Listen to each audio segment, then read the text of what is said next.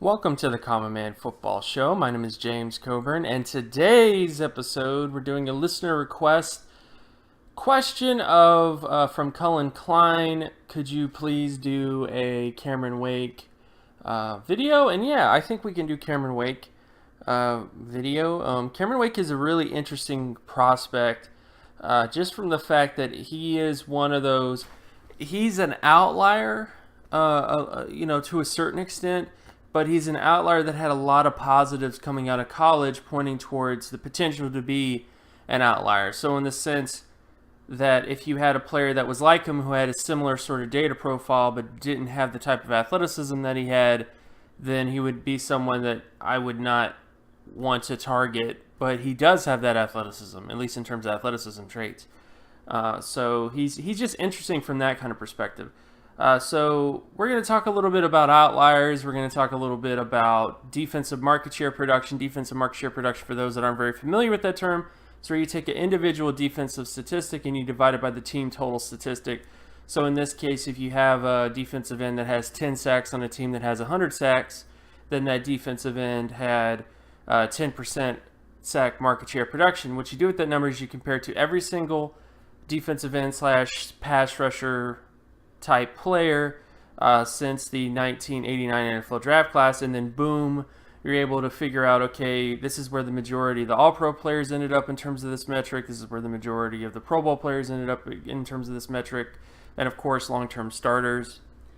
And then the last sort of thing we'll look at with Cameron Wake is his athleticism data, which is the explosive lower body strength score, the speed score, and flexibility score. Explosive lower body strength score is the vertical and broad jump measured against mass density compared to peers since 1999. The speed score is the 40-yard dash measured against peers since 1999. And the flexibility score is the short shell / three cone measured against mass density since 1999. We'll take a peek at his three cone just to talk about three cones, because three cones is one of those types of specific numbers that is indicative of all Pro Bowl players. And then we'll also look at his NFL production to see what he did well at.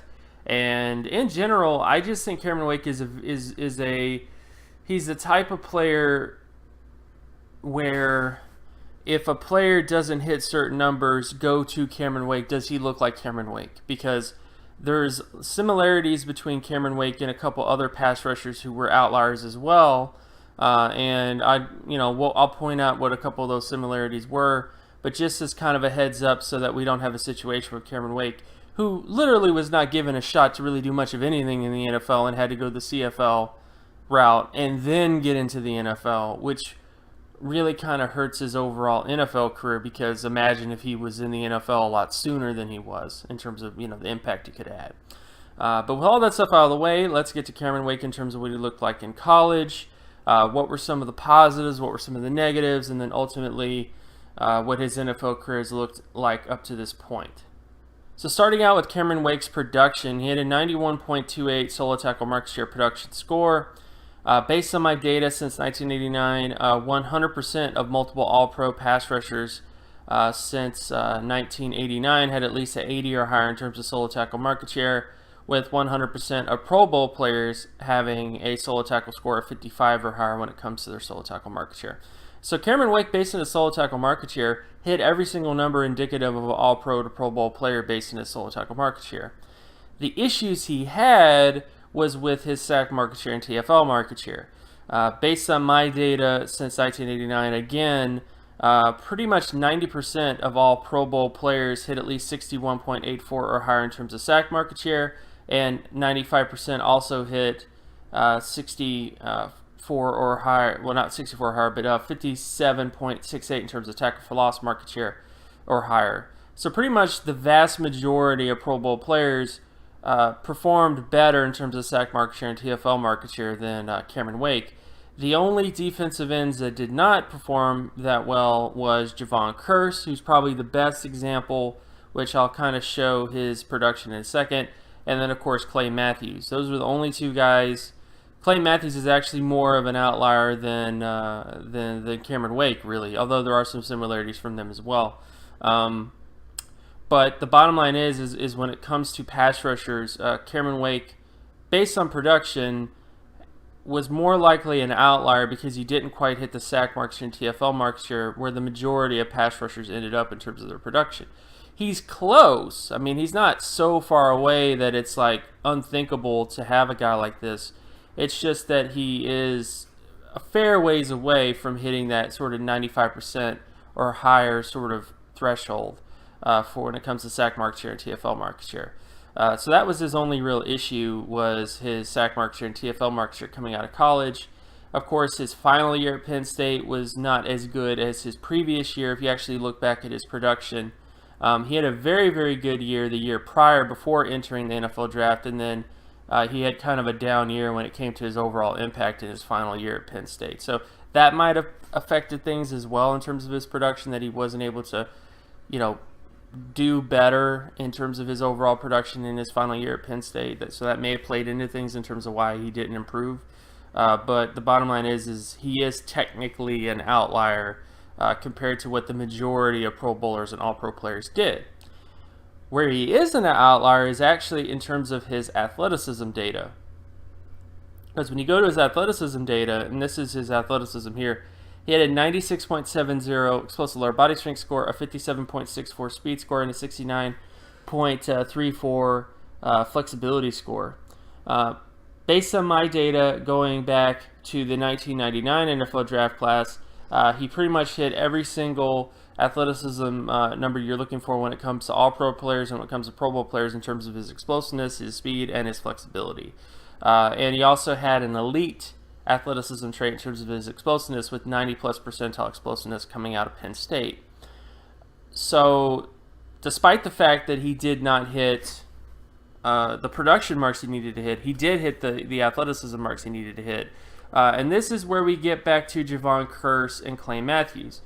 This is Clay Matthews' production coming out of college, who's kind of worse than Cameron Wake. This is Javon Curse's production coming out of college as well. And Javon Curse is actually a little bit similar to Cameron Wake in that he had high solo tackle market share, but kind of lower sack and TFL market share. They're actually kind of similar in terms of their sack and TFL market share. But the big difference between all these players when it comes to Wake, Matthews, and Curse is that they all had NFL athleticism traits. They all had at least Pro Bowl or better athleticism traits coming out of college. In the case of Wake, he hit every single thing in terms of his athleticism traits. This is Clay Matthews in terms of his athleticism traits. And of course, this is Javon Curse in terms of his athleticism traits. So this is kind of a, if so-and-so player doesn't hit the thresholds in terms of sack and TFL market share, does he hit the athleticism traits? This is honestly, I don't want to call it the Cameron Wake rule, because you could call it the Cameron Wake rule. You could call it the Javon Curse rule. You could call it the Clay Matthews rule. You could call it whatever rule you want to make.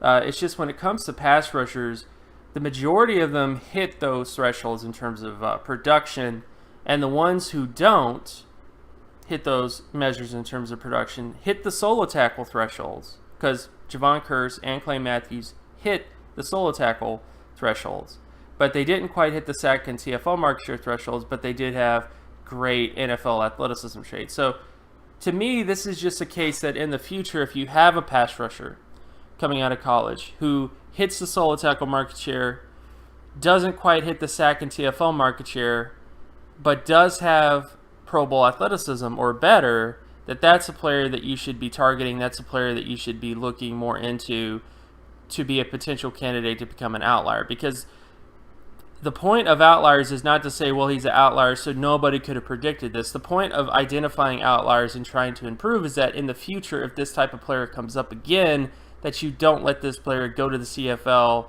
and then get him to go to the end.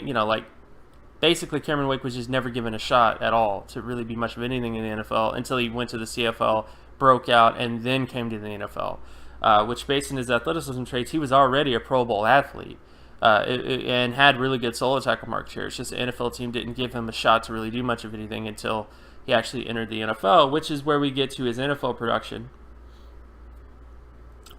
where he did not have the most impactful year in 2009, but in 2010, big breakout year, basically was a 97.05 total impact player, and total impact score is a score that takes into account solo tackle market share, sack market share, and pass deflection market share at the NFL level.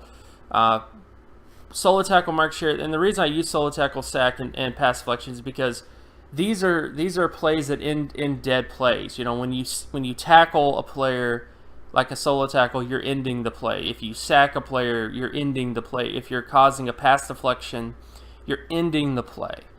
So this is basically about a defensive player's ability to create dead plays, and when you create dead plays, it's a wasted down for the offense, if you will. When it comes to Cameron Wake, he had pretty much a top 5 performance in 2010, had a pretty decent performance in 2011, 2012. His pass deflection market share dipped a bit, but did have really good sack market share. And then from 2013 to 2016, his production was kind of all over the place. Now, this is normal for most defensive players. If you actually look at the total impact of most players, they tend to lower in total impact when they go from 31 years old to 37 years old. There's actually a pretty steep decline. Actually, from 29, you can see a very steep sort of decline in a player's sort of potential impact past age 29. So it shouldn't be surprising that Cameron Wake, in terms of his overall impact, kind of declined, but he's always been very good in terms of sack market share. You know, if you look at the years where his impact kind of waned, he's always been good in terms of sack market share. He hit 90 percentile plus sack market share in 2012, hit 85 percentile in 2014, and of course hit 89.78 sack market share in 2016. It's just his overall impact has declined a bit. He hasn't quite been having the type of impact that he had in 2010 to 2012 in terms of overall impact, which shouldn't be surprising because of his age. Now, the one thing I can say in terms of the future for him is that I kind of expect him to put up the same type of impact that he's been putting up from age 31 to 34, you know, in terms of putting up good sack market share, but not necessarily contributing much in terms of solo tackle market share, and not really contributing much when it comes to pass deflection market share. And I haven't got into whole pressure stuff yet. I am going to get into that soon. I just have to get enough data to really, get enough stuff to do that. But the bottom line is, when it comes to creating dead plays, he was a much better player in terms of creating dead plays in 2010 or 2012. And now it's been mostly just focused on sacks, which could be to do with incentives as well, because a lot of times when they structure these contracts for defensive players, they usually put stuff in there that, they want you to hit a certain number of sacks, they want you to hit a certain number of that kind of stuff versus solo tackles and stuff like that. And as a result, they focus on getting the sacks versus focusing on getting the other sort of things that create dead plays as well. So it may have to do with the incentives to do this, is why he's kind of ignoring all the other sort of stuff in terms of his play. But the bottom line is, he's been a very good player, obviously, and it just kind of speaks to the fact that, imagine this, because this is the thing about Cameron Wake, is he pretty much came into the NFL at the peak of most players' athletic ability of the NFL. Like, in terms of total impact, usually players peak around 29 years old. So as soon as he entered the NFL, he was entering his peak, and then it just slowly declined. So my general sort of thoughts on Cameron Wake is, what if that didn't happen? What if an NFL team, instead of letting him go to the CFL, do all that stuff, and then come to the NFL? What if we actually got him in the NFL from the very beginning, and then, what his production would have been then? Is kind of my general sort of thoughts on Cameron Wake, because it's obvious that he had the athleticism traits necessary. It's obvious that he had the sort of traits pointing towards, at least in terms of production traits, he had the production traits pointing towards a breakout, sort of career, or at least becoming an outlier, because he had the athleticism traits with the solo tackle market share traits, but didn't quite have the sack of TFL. So he had a lot of things pointing towards this guy becoming an outlier, despite the fact he didn't have good sack and TFL market share. But as a result, he just wasn't really given a shot to do it until, of course, he was 28 years old, was his big breakout year. I guess what we can learn from Cameron Wake is that when it comes to pass rushers, you do need to have some type of production that is above average. Again, 100% of Pro Bowl and All-Pro players hit certain marks in terms of solo tackle market share. So they may not do well in terms of sack market share, they may not do well in terms of tackle for loss market share, but every single one of the best Pro Bowl players had at least above average solo tackle market share, or even better, at least in Cameron Wake's case.